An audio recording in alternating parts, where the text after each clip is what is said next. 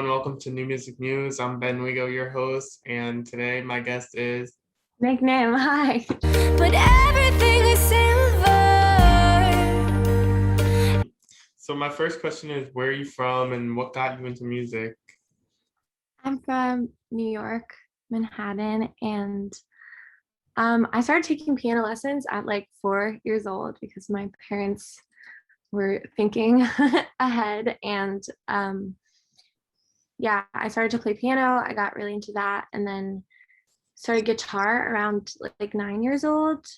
And then writing has always been a thing I had like done for fun. And then towards end of middle school, beginning of high school, I started to like really get into it more. And then by 11th grade, I wrote Silver, which is like the first song I put out on streaming services. And it was like the song that I was like, okay, like I won't cringe at this in a few years. So I felt comfortable putting it out. And yeah, that's how I Yeah, got and it. that song now has like reached over 1 million streams, right? Yeah, which is like still so unbelievable to me. I don't like that was like you know Discover Weekly like on Spotify. Yeah. They added the song to Discover Weekly like a year after I put it out, or almost a year after. So That's it like, started gaining streams like really far after the release, which was crazy. so how would you describe like the inspiration behind that song and the style that you're working on in your new music?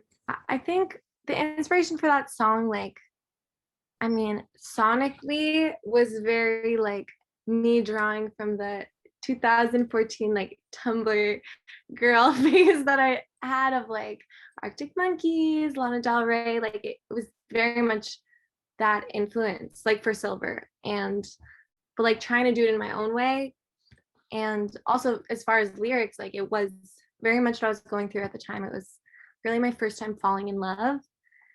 And so just the song came out super emotional. Um, but that sound, I guess, has transitioned over the years into a bunch of different things.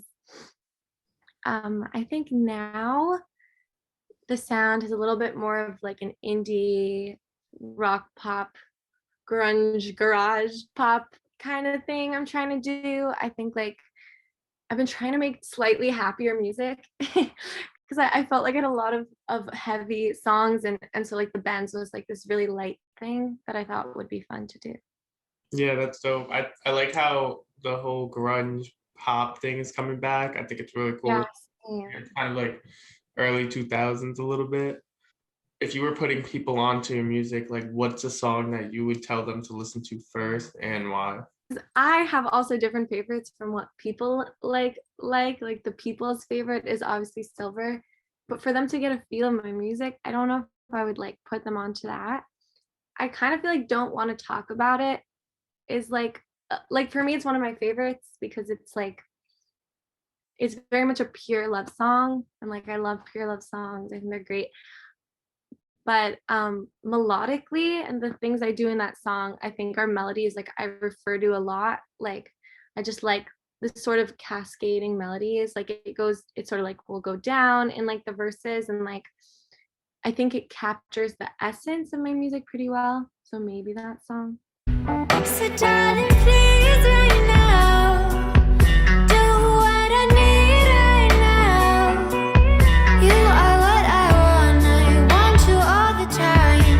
Can I call you mom? People that you would want to collaborate or like dream collaboration?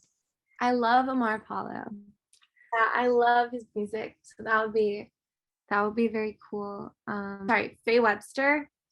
I love her as well. She makes amazing music, so I think that would be fun.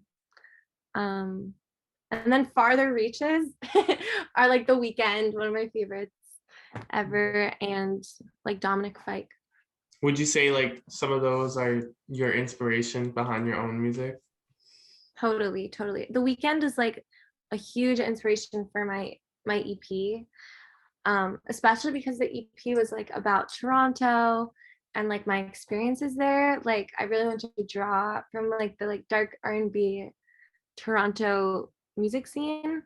So like his music, and especially My Dear Melancholy, that EP was like a really large reference point for me. Is there like a lyric that you've written that you feel like sticks to your existence and like tells like listeners a lot about yourself and that you relate to most in your life?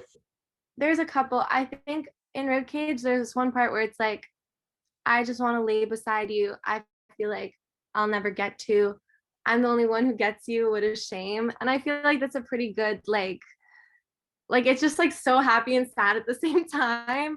And like I don't know, I feel like it's not that that's like me, but I think it's like a very vulnerable, real feeling of like the what it's like to feel in extremes, which I feel like can happen a lot of times, especially for artists who are so dramatic. And so that's definitely one that sticks out to me.